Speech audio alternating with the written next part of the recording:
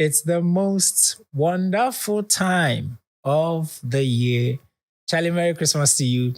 And I first want to start off by saying thank you for hanging in there with us from January till now. And so because it's Christmas, Charlie, you can see I'm even feeling free.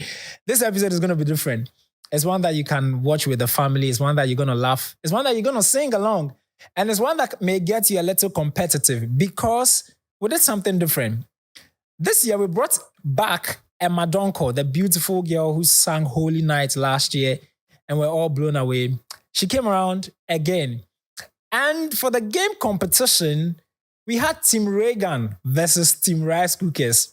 I'll let you watch and not spoil the juice for you to see who is very intellectually capable amongst the two teams and the energy. And it was a very good time, a lot of chaos, but you'd love it. And of course, because it's our Christmas episode, we bring you an exclusive conversation you've not heard before or perhaps seen the guest on any other platform. And so we start off by saying Merry Christmas, enjoy.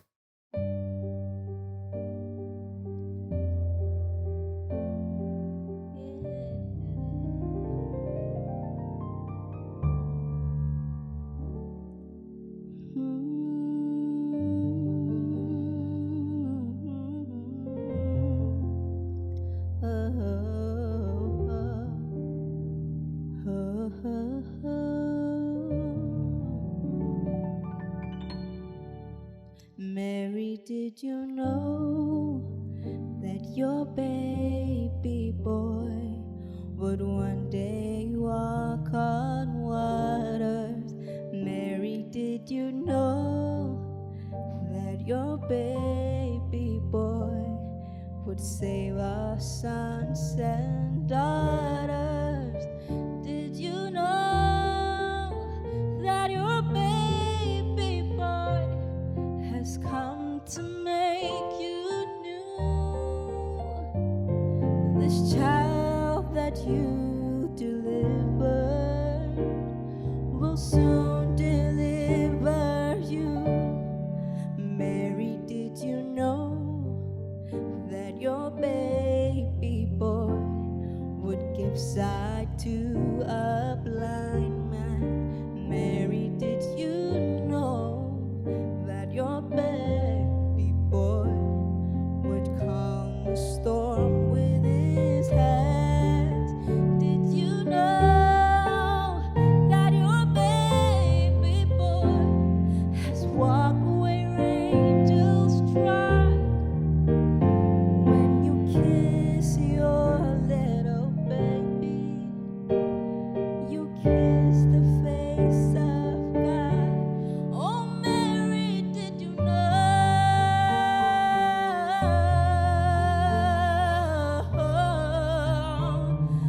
Mary, did you know?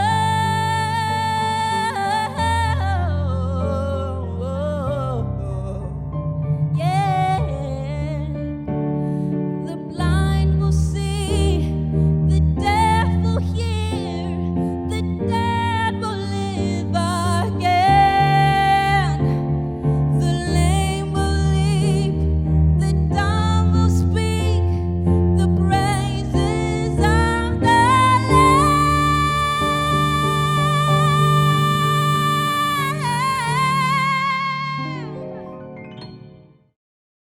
Mary, did you know that your baby boy is Lord of all creation? Mary, did you know that your baby boy has come to rule the nations? Did you know that your baby boy is heaven's perfect lamb? The sleeping child you're holding is the great I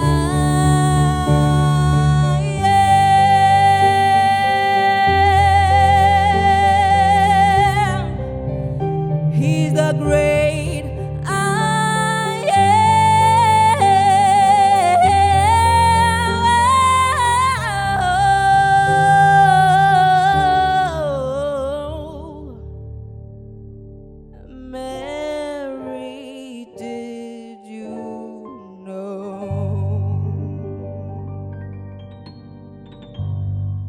Ladies and gentlemen, welcome to the Talk Not the Cook Rice podcast. But today's edition is special. This is the Christmas Spectacular edition. A round of applause, ladies and gentlemen. So, on my left, we have, shall I say, the home team. Talk Team Rice Cookers.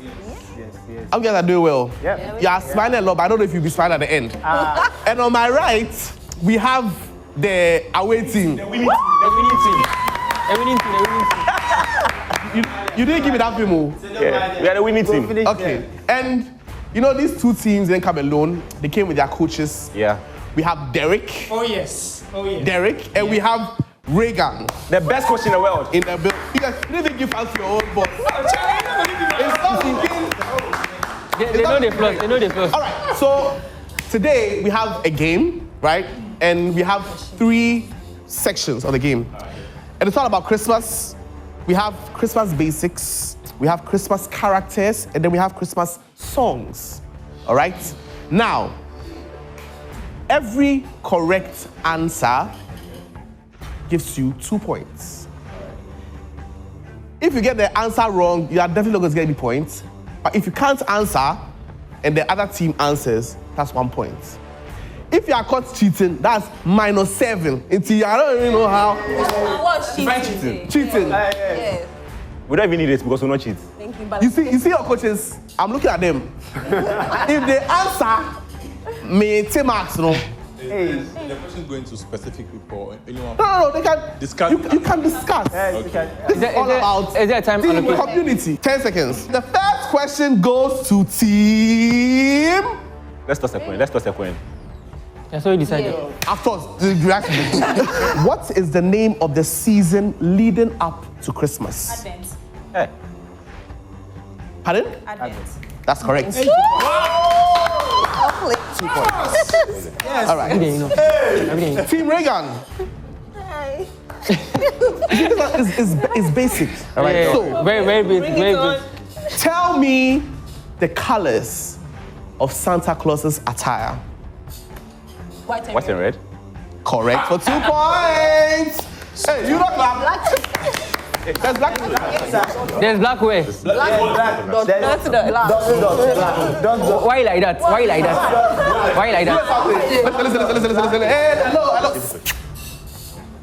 The primary colors. Okay. Thank you.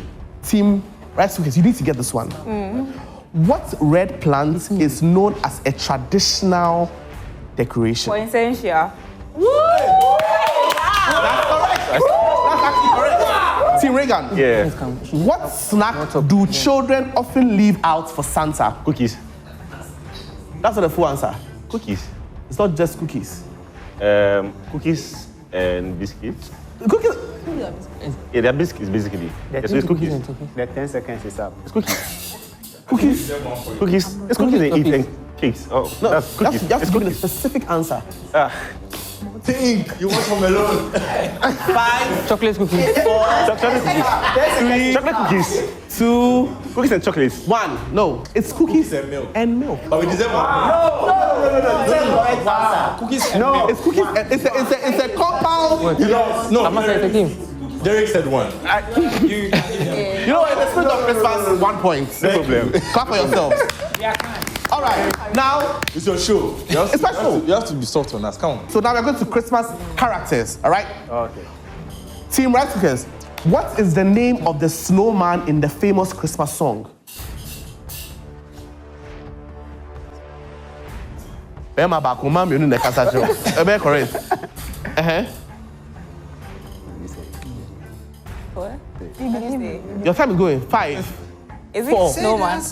Frosty. Correct. Rice Cookers. Correct. Now you have 6. No. But wait. I have something to say. She said, "Is it snowman?" Then she now said Frosty.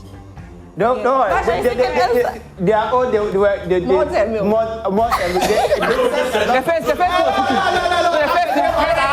No. Our first thing was cookie. She's confirming from the. Hello. Now, You should ask if that's their final answer. That's what was just this is my job. a little. All right, Team Raygan. Yes. What color is Rudolph's nose? Rudolph. Black. Rudolph, the reindeer. Black. What's the final answer? It's black. It's wrong. It's not black. Red.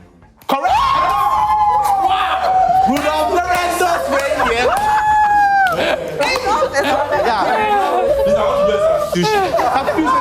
I ready to substitute. Yeah. No. It's 12. It's 12. Relax. I ready. He doesn't trust people. Okay. Now, let's switch up a bit. Okay, we are going to Christmas songs now. All right? Now, how many of you are Gen Zs here? We are all Gen Z. None of us. So, Team Raygan, there's this Ghanaian musician called Kyei Never heard of. And Kyei had a Christmas song. All the old people, they know the song. I want you to sing 2 lines from it for me. Oh. Yeah, Cody Bronyo. Hey. Yeah, Cody Bronyo. Ooh. That's the 2 lines. But that's 1 line. Yeah, Cody. Yeah, Cody Bronyo. That's 1 line. Ooh. So that's Okay. Yeah, Bronyo. Correct. No, there's too many times. Like, they did multiple things before they got it. Yeah, true. Yes. Oh, no. You did try. Singing it. No. I'm the game master. What are you doing? It's not Gen Z. At this point, can't fly because they did multiple takes before, like they got there. Okay. It's the same thing. Hello. I have cancelled the It's the question. same thing. I have cancelled. Gen Z decided no. I forgot that I had more than one. Because in my mind, it was the Obi Cassette 24 of Kokuro. But it's fine. Hey. But it's not even Gen Z. Okay. Gen Z, we don't sing this thing. We have the 12 days of Christmas, right?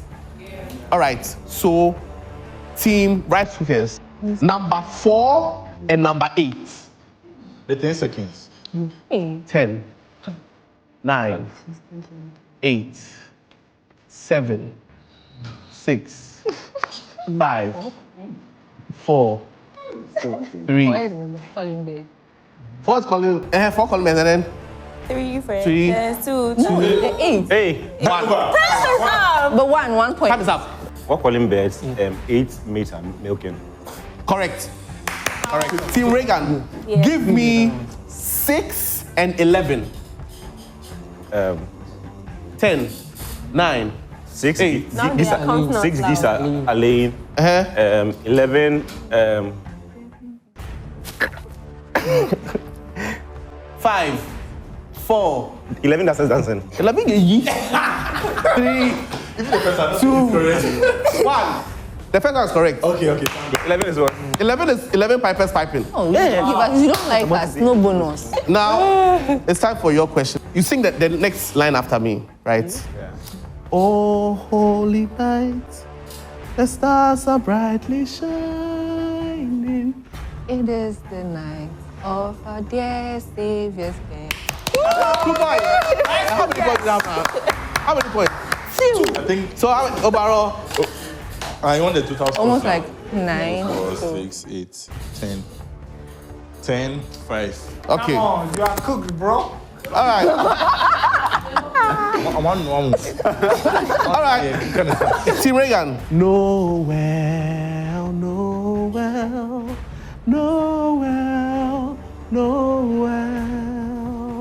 Born is the King of Israel. Correct. Yes. 2 points. All right.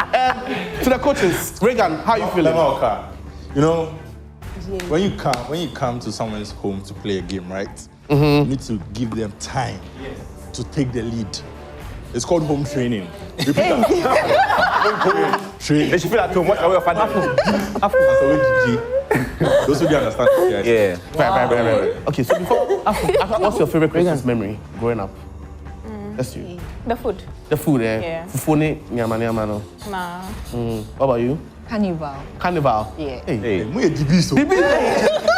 Oh, my own is the food. The food. Yeah. Tell you to go LA. Team Raygan, your favorite Christmas memory? Family, like my cousins coming over. Hey, Charlie. we are sorry. My lady. Favorite Christmas memory? So you like Easter? Please ask Ameho. You know what? So what about you, man? For me, probably the knockout. Yeah. Serious area boy. Valid. This is the last round. Okay. Can we do substitution now? Yes, you can now substitute. Okay.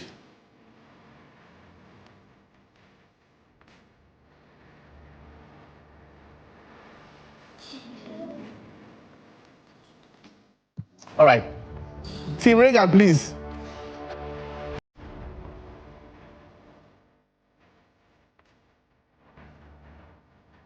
Ladies and gentlemen, let's welcome our substitute. Clap for him, please. Oh, you don't like me? Okay. Super sub. Now, What's up? let's go. Now, these questions are about Christmas in the Christian lane. Rice cookers, who were the first people to hear the announcement of Jesus' birth? Nope. The shepherd. Correct. It's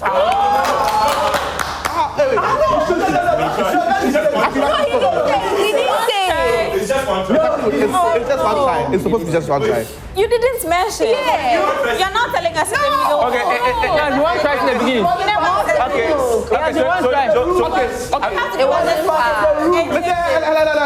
Hello. Can I say something? Please say something. I want us to be fair to them. Yes. They don't go anywhere and say we cheated. You are bullies. So I'm removing this one. Let's go to the next one. So it's our question. It's still that question. Sorry.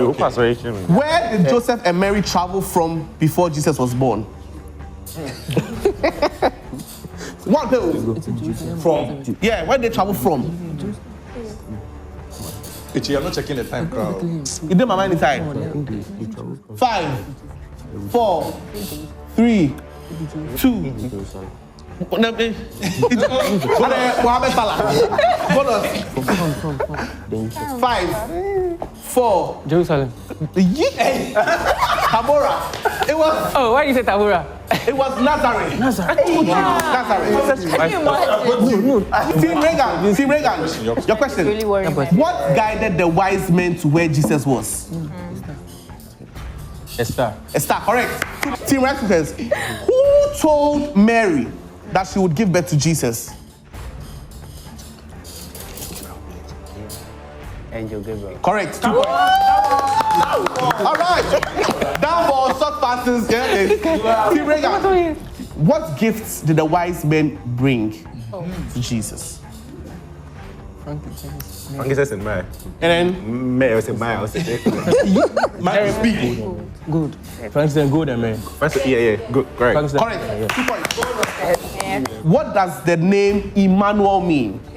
To Team Raygan. It's in name, so if you do. God is with us. Correct. 2 points. Come on, give us All right. something to forget.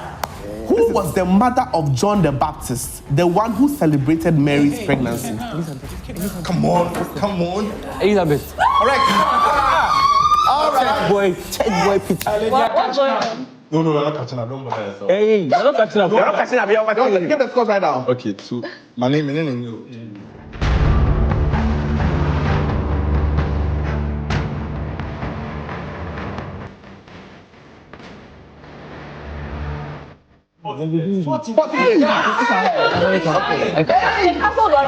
Come back.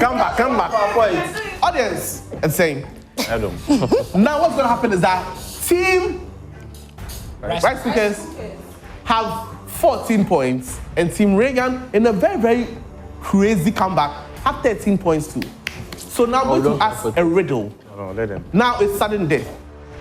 The people that answer the riddle first win the entire game. And what's their prize? You live in Ghana, that's the prize alone.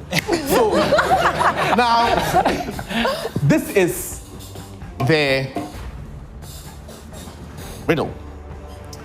I wear no coat, but travel far. I bring you good news beneath a star. I have no crown, yet kings still bow. I led the way. Who am I? Jesus. It's not Jesus. Now who was he with? So none of you have gotten it. So next question. What's the answer? It was a wise man. Why are you doing like you know the answer? They just brought Can I me give gifts to them? Yes. Okay, so Coach. please, Half I time. also want to speak to my team. 10 seconds. 10, Yes. 9, Whatever you are doing, keep doing it. 8, 7, 6, 5, 4, 3, 2, 1. Alright, okay. Next riddle. This one is easy. I hung above a holy night, a single beacon, bright and clear. I led the travelers from afar. Yes! Correct.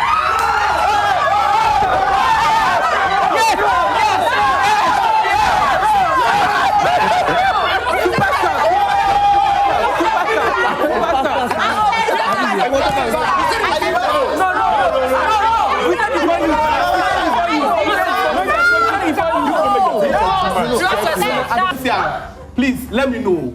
If they say it's them, they are not naming. You don't know. Now it's not a team, man. Oh, don't do it to me. You want the winning team. You want the winning team. It's cool. Okay. MCR, let me know. Who said the answer first? So by a millisecond, the winners of the Christmas Spectacular Quiz. Raygan.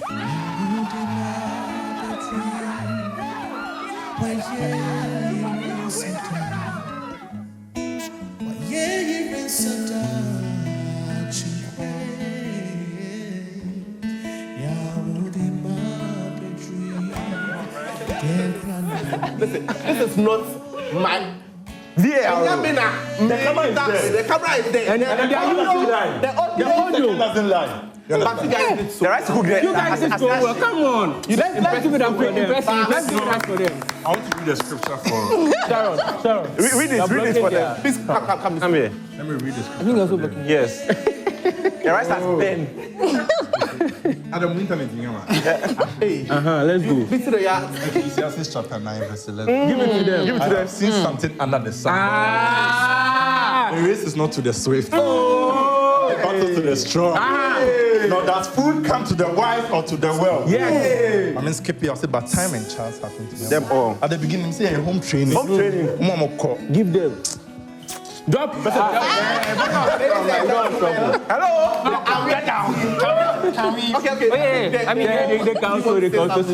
Losers also deserve. What is more beautiful than having empathy? And you find children on the streets. I don't think it was empathy. I don't think we'll be arguing at the end. They fought with us behind the cameras. They fought with us. I think they've done well. We cooked good rice for them. Yes. I mean, They're not just done well. They have won. 2026, I think you should find another team to call. so we can't call us. You need a stronger. Ladies and gentlemen, thank you so much for watching these two people go head to head to see who won. But they turned out to be the stars. Just a play on the line. Nice plan over But there. thank you guys, team Rice Cookers and Talk to the Cook. Hey, Rice podcast. It's true. Have you forgotten already? Listen, it's not Brother Cook Rice because it's Team Ray and it's a son. Where's Master? It's obvious.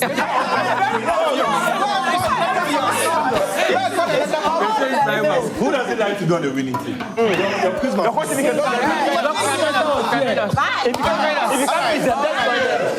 Ladies and gentlemen, thank you so much for watching. This has been Talk to the Cook Rice podcast. My name is Kyei Mensah and I've been your host. I did a good job. You're the best. So we'll all sing one carol. We wish you a Merry Christmas. Then we go one carol. We wish you. That's the key. One, go. We wish you a Merry Christmas. We wish you a Merry Christmas. We wish you a Merry Christmas and a Happy New Year.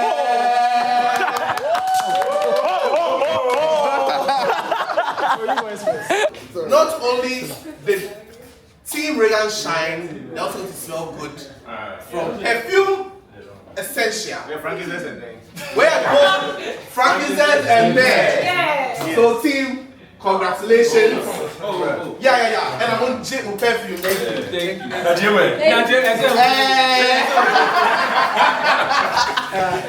Oh, come, all ye faithful,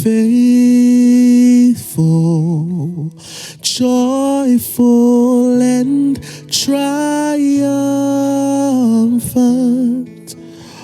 come ye to Bethlehem.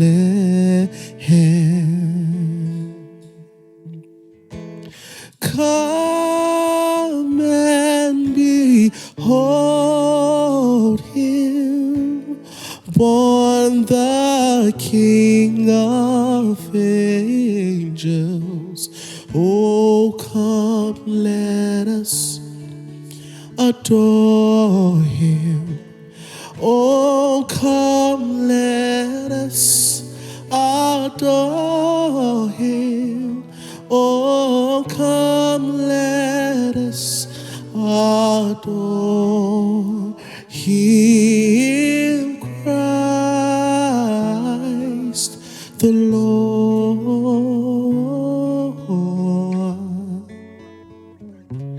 He is Christ the Lord. Oh, come, all ye faithful, joyful and triumphant. Oh, come ye, oh, come ye to Bethlehem.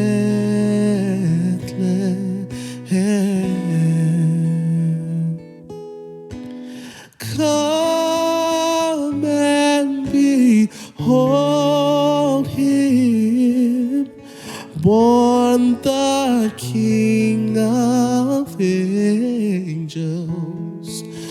Oh, come, let us adore him. Oh, come, let us adore him. Oh, come, let us adore him, Christ the Lord. He is Christ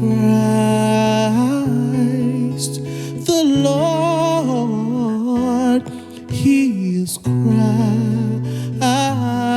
the Lord. Ooh, he is Christ. He is Christ. So be lifted above all other gods. We lay our crowns and worship you. Oh, be lifted above all other gods. We lay our crowns and worship you. Oh, glorious God, we praise your name. We lay our crowns and worship you. Oh, glorious God, we praise your name. We lay our crowns and worship you. For he alone is worthy. For he alone is worthy. For he alone is worthy. Christ, our Lord, he is Christ the Lord. He is Christ. So worthy is your name, Jesus. You deserve the praise. Worthy is your name.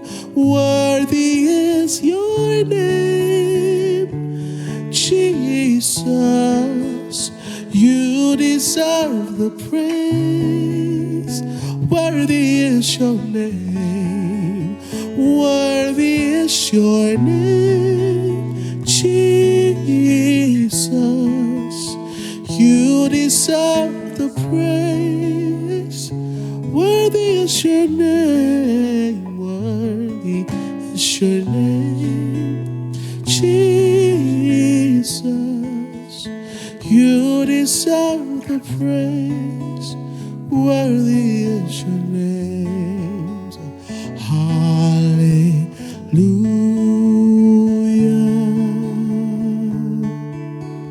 Hallelujah.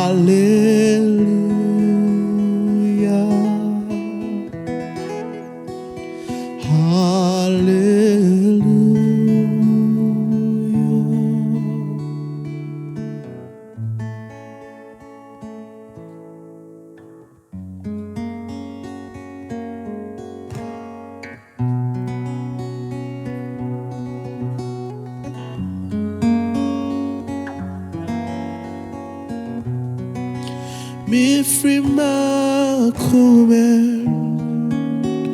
Sheni ya waya Ese semi Dawa si oda Musa nunyu Yewa wache Ese semi Dawa si oda Mi frima kume Sheni ya wayache Ese semi Dawa si oda Wunsa nunyu Yewa wache Ese semi Dawa si yoda Entimida wasio Mida wasio Mida wasio Da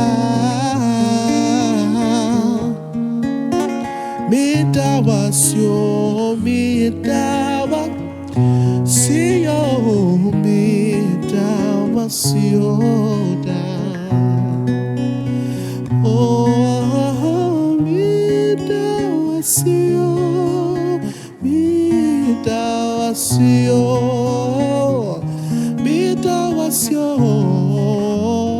Da Oh, Mida wasio Mida wasio Mida wasio Da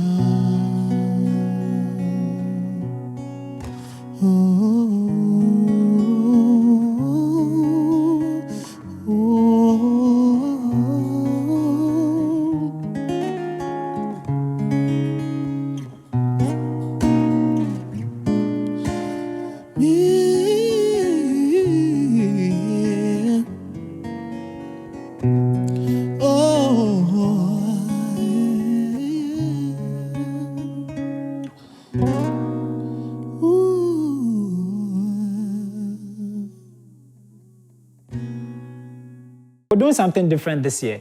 And I call it 2025 Wrapped, just like how Spotify, YouTube, everybody's doing rap. So yeah, as you say, 2025 Wrapped, the headlines and the trends. And no better team of people to do this way than people I've known for probably some 6-8 years now. And I'd like to introduce them, by the way. The first of them, I'm starting from, this guy's a stubborn guy, so let me hold on with him and deal with him later. But I like to start off with, we call him the numbers man.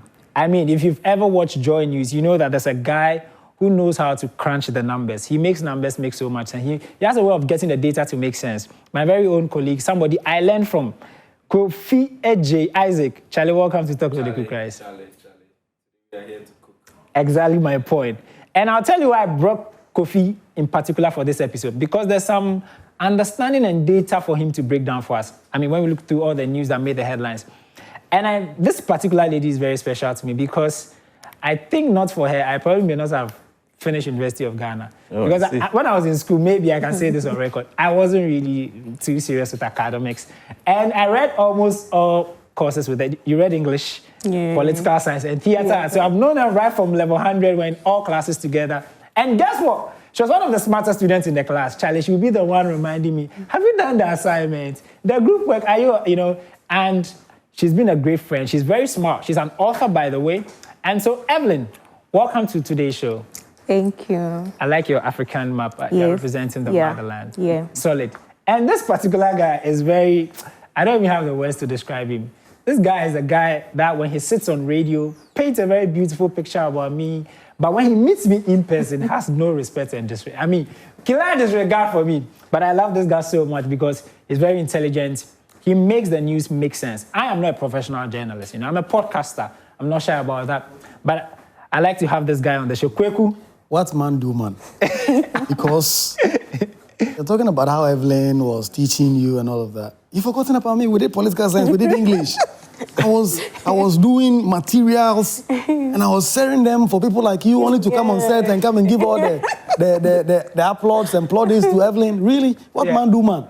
They said about Kwaku, they said the end of the matter is more important than the beginning. You started off level 100, helped me along the line. I did that to level 100. If it wasn't for me, you would still be writing some receipts. That's fine. You're smart boy. It's good to be on Talk No The Cook Rice. Yeah. Me, I'm the best Angwamo cook in the world. That's Angwamo. right. So, and you just know that you just don't talk. You know they cook the rice. Wow. The rice cooker, there are certain things you have to do. What's the first ingredient in preparing Angwamo? It's the first rice. procedure. No, the first procedure is everybody has a special and mine, if I tell you, it's a franchise. I can't tell you. Okay, that's right. All right, guys, you can probably tell that it's going to be an exciting episode. As I said, 2025 Wrap, the headlines and the trends. So one of the first that made the headlines, and you see right behind me, John Dramani Mahama, Mr. President, was sworn into office. Kofi Agyei, where were you on that day? And what do you remember about this particular incident? Well, I think we're all at work.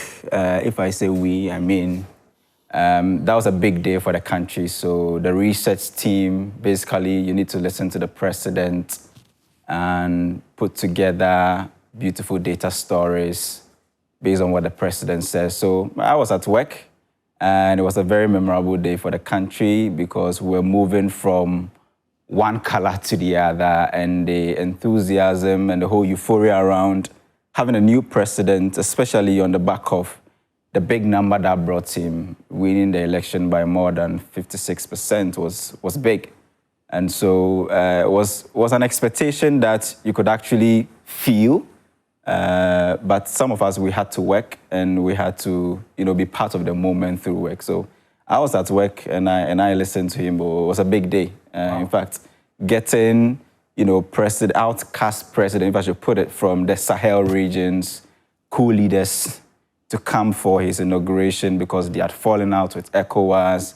He was able to convince them to be here. Their security was a big challenge, but he managed to give them security.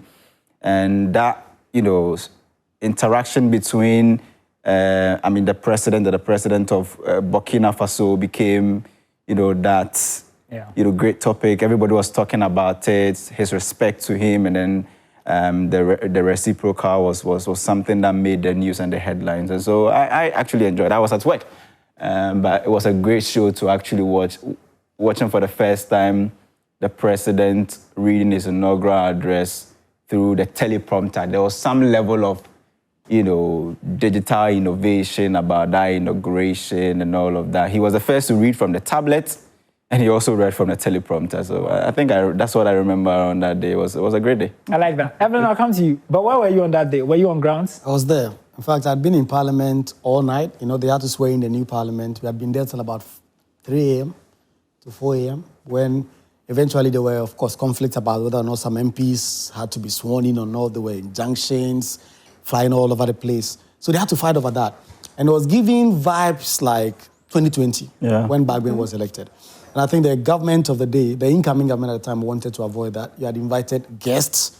If you're going to haggle over NPP MPs being sworn in or not, when you already had 185, that was a lot of greed that people were talking about. So eventually they gave in, and they allowed some of them to be sworn in. In fact, one of them, Ernest Yakumi, who unfortunately passed on within the year, he eventually took it. So 4 a.m., right after Parliament adjourned, I just drove straight to the house, went to change.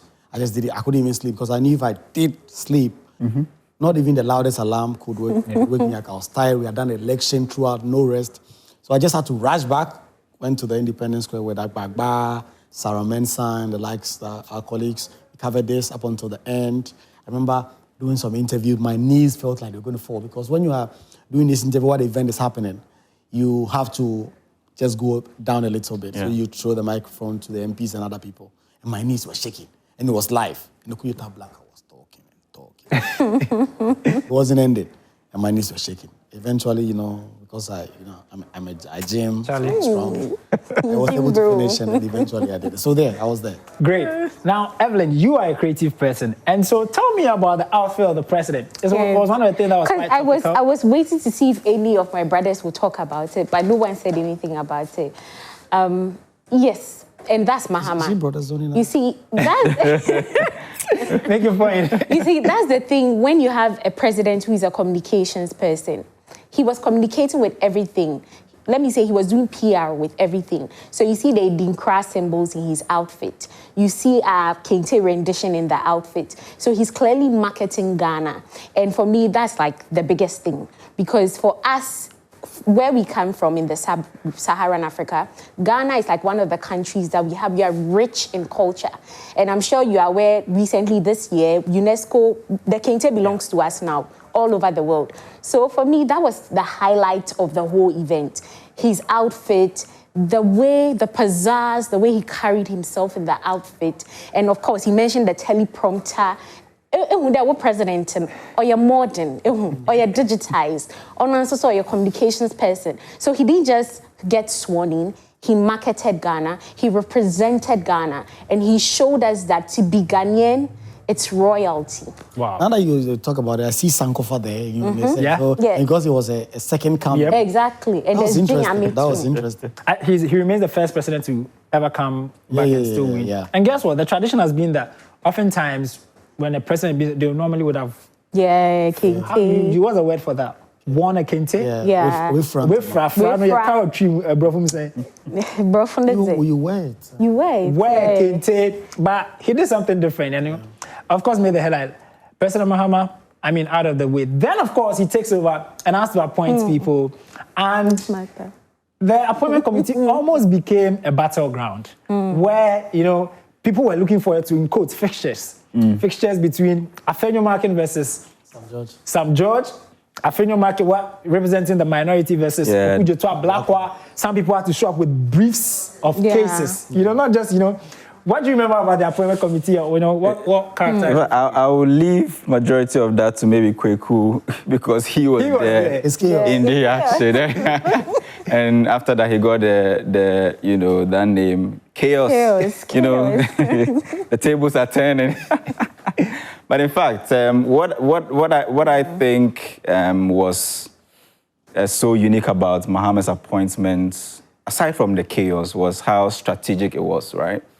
So we all remember it came in tranches, and you sit down and wait which tranches come in. It was releasing batches, and I remember the first set where the first person who was appointed was the finance minister. He did the energy minister, attorney general. He went ahead to do education and others. But it tells you the chain of appointments painted a picture of the status of the country around that time, where Mahama decides to choose his finance minister first, because he came back on the wheels of, campaigning against how weakened our economy was, after DDP, IMF program, exchange rate, vulnerabilities and all of that. And so it was very imperative for him to choose his finance minister first.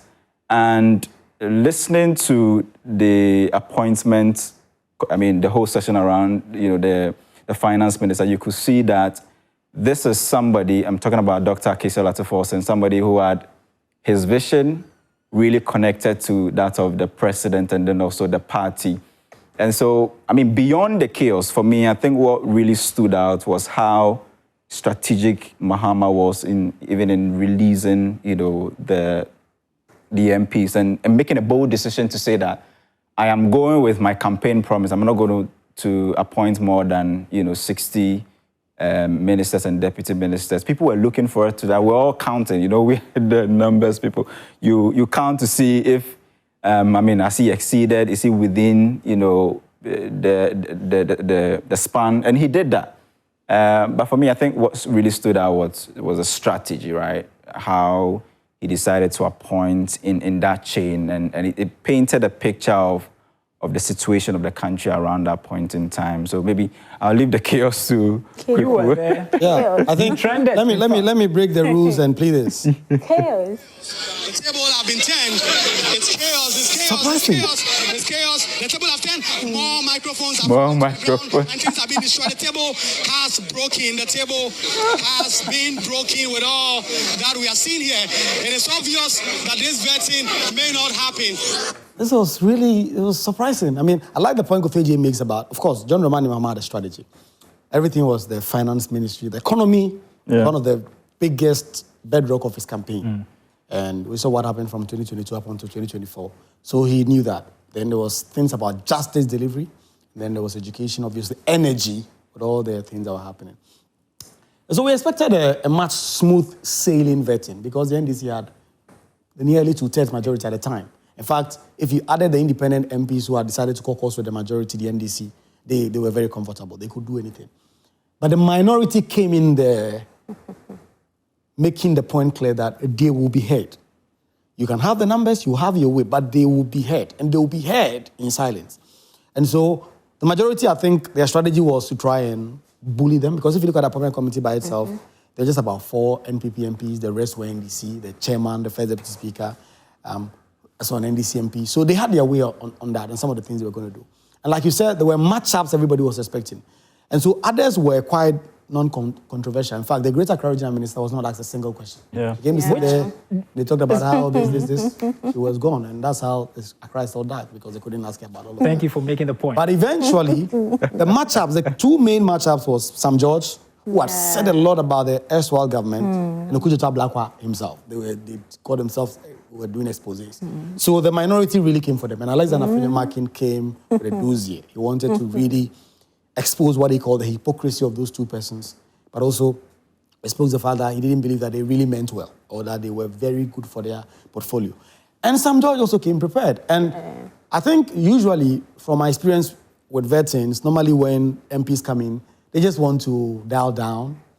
You can say whatever you want and then let me go through. That's my most important thing. But Sam George and Ablakwa came thinking, no, we will go through because we have the numbers. So if you bring out the fights, we'll meet it. So Sam George went band for band. In fact, that day, the vetting lasted the whole day for Sam George. Yeah. And that is why, in the evening, the minority said they were tired. They couldn't continue because they had a lot of questions for Okudzeto Ablakwa. And so they didn't think they could do that. That's around 9 p.m. That's 9:30. And the majority said, listen, we have done a program, we've invited guests, we are going to go ahead. And then Okudzeto Ablakwa was sitting there, like you said, suitcases, because he came really prepared. And then the next thing I know, members of parliament were breaking tables and breaking microphones.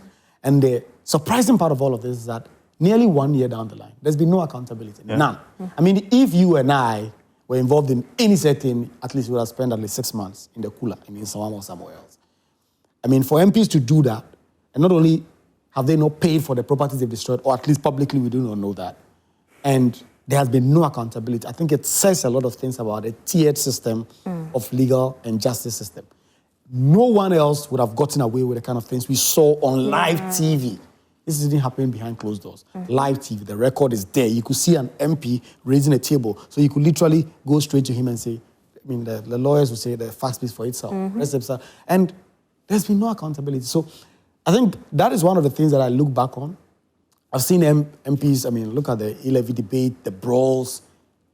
It's telling that, listen, we are getting to a very, very dark place in our politics that we need to improve on going forward. We can't allow some of these things to be happening, and especially so without accountability. Wow. Evelyn, you are at home, a viewer like myself, a citizen for that matter. Maybe they are journalists, so may have to play the neutral card. How did you feel seeing your MPs heckle each other, break microphones and tables? Yeah, so firstly, that day I was at work. In fact, I love these appointment committee vetting. So I was watching it all through. Even on my way home, I was listening, I was watching. And I was so disappointed from the Ghanaian perspective. It's quite disappointing and disheartening to see these learned people or prominent, personalities in society. Yes, but you can't take away the fact that they are human beings first before they became honorables. And that's where I always say the principles and the virtues and the values that we instill in our children is the beginning of the future. So yes, situations can get so bad. Situations can get terrible. But it takes those virtues, those values, those norms, and the structure set in place to caution you, to remind yourself that if I do A, B, and C, there are going to be consequences. So I like when Kwaku was talking about the accountability factor, because yes, it happened. It looks like it's one of those social media brouhahas that happen, and then it just dies down. And you make a very salient point, because Dr. Zananto Ajmarons was on my podcast, and she made the point that the gross indiscipline we see in the senior high schools this year, we've had a lot of senior high schools shut down, clashes. It's a direct reflection of what is in the political arena. Because what do the young people learn from? Let's move on, otherwise we'll probably spend the time. Of course, there was perhaps the biggest fire incident in the year. January, Kantamanto, raided down with fire, to ashes. My favorite shirt and jacket spot was no more because there was a fire. What do you remember of that incident? Yeah, I think it was interesting because, I was home that they had just left the office and there were reports. Kantamanto and the marketplaces, there are always fires every now and then. I didn't think it was that serious. Only for the next morning, and in fact, it went on for a couple of days. The entire place was destroyed. And a lot of, resources had to go in there. But again, it tells a certain thing about us as a people. Because right after that, they put themselves up and they did the same thing that will lead to the next fire. They built the same wooden shacks, did their own electrical connections. And so we are just waiting for the next fire to happen. We go through the same motions again. And then I think we need, because you see, Kantamanto has come to stay. I think one of their fears was that perhaps government was going to take the place and give it to somebody else. And the politicians have not done themselves a lot of favor. They are not trusted. So when they said that they were going to step in and actually modernize the place, the traders did not believe. The next morning, we saw that they have started building the place out themselves. And they are there. I've gone there a couple of times since the fire. And they've really built the place up in the same way it was before the fire. So while we are, of course, not to wish bad luck on any of them, but of course, if you do the same thing, you will not get the different results. So we hope it doesn't happen. But what we have done is to simply postpone the next fire outbreak, the next distraction. We go through the same motions again. I think the government has to be a little bold. We are getting a lot of market fires. It is because of the way the market is built. Since KJTR was built the way it has been built, we haven't had that kind of fire because it's been built properly and the electricals has been done properly. So you cannot have a certain wire and you are using a certain kind of iron or a certain freight. You are just going to put yourself in a certain line. So the government has to be bold and then get into some agreement with these people, because these are people, there are a lot of money in Kantamanto, Makola and the likes. People are selling really important stuff to the Ghanaian people. People are going there and buying a lot of things. So if you can modernize the place, people can still do their business there and take care of their families. I think it's something that they should be looking at. Fair point. Kofi, you are the data guy. How much or how many fire incidents have we probably recorded this year? We've actually had a lot. And I remember, at the beginning of the year, we had a national dialogue on fire outbreaks. And I remember we seen the numbers going up significantly, about more than, I think about 50%, right? Comparing this year to at the same period around last year. But for me, the Kantamanto incident goes beyond just the national perennial fires that we see. It was more of an economic loss, because if you look at Kantamanto, for instance, a source of livelihood to many Ghanaians, right? And then also globally, many Ghanaians are not aware, but Ghana is either the second or first largest importer of second-hand goods, right? Yeah. So the entire world depends on Ghana for second-hand trading, right? And when Kantamanto got bent, remember, it wasn't just staying in Ghana. There were other international bodies who were making contributions to come and help, because they know how important that market is and how important Ghana is in the second-hand goods trading. And in fact, if you look at what now we call is it thrift or something like that, right? It's a business that is booming in Ghana. Now people are converting second-hand clothing to luxury bags and so many other things. And so when Kantamanto got bent, for me, I was looking at the economic aspect, because millions of Ghana cities got bent. Kantamanto is a big market, right? And it's a big economy, looking at it from that tangent. And it also reminds me of the current situation we are in as a country, where not even the current, that's how we've been. Accountability has been poor. Because I remember, even though, there were calls that they should hold on, the market would be rebuilt in a more structured way, people were still, going ahead. And I remember politicians, those who were calling them to wait, were the ones also doing the donations and all of that. And till date, nobody has actually, accounted for the amount of money that, people donated and who got what. There was a point in time where I remember Sarah was at Kantamanto, and some of the markets, women and men were complaining about not getting their quota of the contributions or the donations they've actually received. So it goes beyond just the national fires, but for me it was big in terms of the economic losses. It had a global impact, because Ghana will definitely remain the first or second highest importer of second-hand clothing, and for that market to get bent in that manner, it was a big worry to those who were bringing in those goods. So it was more or less like a geopolitical something. You can geoeconomic, let me put it that way, event that actually happened, or an incident that happened, which wasn't just localized, but it had a national outlook, an international outlook. Yeah. Evelyn, what's your bite on that? This Kantamanto fire thing. After the Kantamanto fire, I heard there was another fire again, another market. Is it the Doom? Yeah, yes, there was one. So around that period, there was so much market. Yeah, the Doom blue light, I remember. It brings me to my point of education. I know the Energy Commission does a lot of sensitization when it comes to these electrical appliances and all of that. And as Kwaku mentioned, the structure, they are in a hurry to go back to their businesses, but that's the mistake. It's time that the government actually puts their foot on the ground and then say, hey, look, people, we know you need your livelihood. We know you need to make money. But why don't we make this safer and better so that it doesn't get bent again? And then we actually educate them, because you need to educate them down to the grassroots level, where you have somebody who can speak Hausa speaking to those who understand Hausa, someone who can speak Tree speaking to those who can speak Tree, so they can actually grasp what you are trying to tell them, that, look, this is for your future, this is for your child, this is for the future, because what they are doing is business. Yeah. And trust me, most of the Kantamanto women, hey, they are big women. They money. They are rich. Kantamanto so and imagine if you actually allow the structures to be well built, allow processes to be put in place so that it can last longer. Why wouldn't you allow this? So for me, the education, the sensitization, government needs to work through the agencies, the appropriate agencies, to ensure they factor that in the component of building. Because you can build, but if you don't educate me, you don't tell me why I need to probably get a particular kind of freezer or a particular kind of iron, and why I shouldn't use a particular kind of gas cooker stove, I probably won't do it, and then we just have the same issue happening again. Makes sense. Guess what?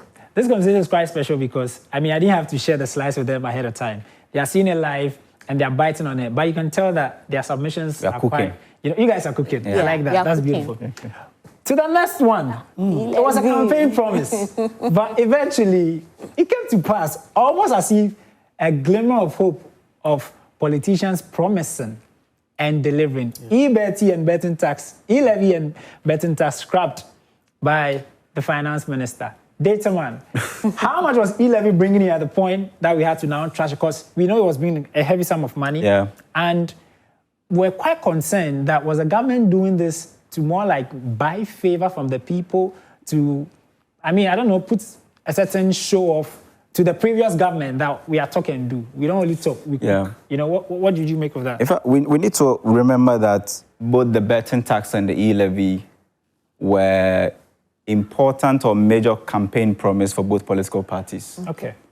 Dr. Bawumia was promising same, scrap e-levy and betting tax, and many said, well, but you were part of the government that brought it. The then opposition was also promising the same, and then they talked and they did, right? But if you look at e-levy, for instance, let's start even from e-levy. E-levy is a tax handle that didn't live to expectation in terms of inflows because people were finding ways and means to go around the tax handle. But essentially, if you look at it on the fiscal level, it was bringing in significant monies to government, where the annual inflows was between 800 million Ghana cedis to about 1.2, 1.5 billion cedis, right? That was big for government. It can actually do a lot. And the betting tax, for me, was also bringing in a lot. On average, around 140 to about 300 million Ghana cedis, right? That was huge because the betting industry, per the analysis we've done so far, is an industry which is worth more than 5 billion cedis, right? It's a growing space and a lot of players are coming in. And so it was a space that many of us who were looking at it on the tangent of revenue mobilization were saying that, well, if you take it, you might hurt yourself. If you combine all the tax rationalization that this government has done, it has cost them more than 10 billion Ghana cedis, right? E-levy, for instance, cost more than 2 billion. If you look at COVID-19 levy, which is the biggest, combined with the decoupling of the GET fund and the NHIL, it's expected to cost government about 5.5 billion cedis. You look at the rationalization they did in the mining space and all of that. Combined, this government took a hit of about 10 billion. But there's one thing that I think I'm beginning to see with this government where, hitherto, or what we know historically is that when our government find it difficult to raise in revenue and the deficit gap is widening, what they basically will do is to borrow to fund. But this government is using a different approach where when revenues drop, they will cut expenditure. And I've not really seen any government do that effectively, in this Fourth Republic, like I'm seeing this year. I don't know how the discipline will be when the IMF is no more, because I know they have to do that to meet IMF benchmarks. But when the IMF is no more, I simply do not know how this government will behave. But what I want to say is that there was a cost, right? And the cost was about $10 billion, cedis for this government to take. They've been able to take it. Although, if you look at the COVID-19 levy, both the e-levy and all the taxes, they collected a fair bit of it before they scrapped it, right? The betting tax, for instance, they collected more than $100 million before it was scrapped. E-levy, they collected more than 800 million before it was scrapped. COVID-19, more than 3 billion, Ghana cedis have been collected before it got scrapped and all of that.